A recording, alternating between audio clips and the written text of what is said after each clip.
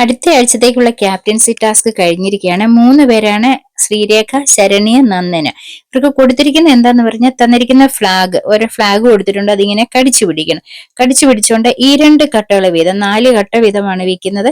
ഇപ്പൊ ഫ്രണ്ടിലത്തെ 2 കെട്ടെ കൈ രണ്ടും കുത്തുക, പുറകിലത്തെ കെട്ടെ കാല്. മുന്നോട്ട് പോകുന്നതിന്റെ അനുസരിച്ച് ഈ പുറകിലത്തെ കട്ട മുന്നേക്ക് വെച്ച് അതായത് കാലും കൈയും ഈ കട്ടകളിൽ മാത്രമേ ആകാൻ പാടുള്ളൂ. അങ്ങനെ മുന്നേക്ക് നീങ്ങി നീങ്ങി ഒരു ഹോൾഡർ ഫ്രണ്ട് വെച്ചിട്ടുണ്ട് കുറച്ച് ദൂരെയായിട്ട് ഓപ്പോസിറ്റ് സൈഡിൽ. അതിൽ കൊണ്ട് ഈ ഫ്ലാഗ് കുത്തിവെക്കണം. അങ്ങനെ കൂടുതൽ കുത്തിവെക്കുന്ന ആളായിരിക്കും വിജയി എന്നുള്ളതാണ്. എത്ര ഫ്ലാഗ് ഉണ്ടെന്നുള്ളത് ശരിക്കും കാണിച്ചിട്ടില്ല.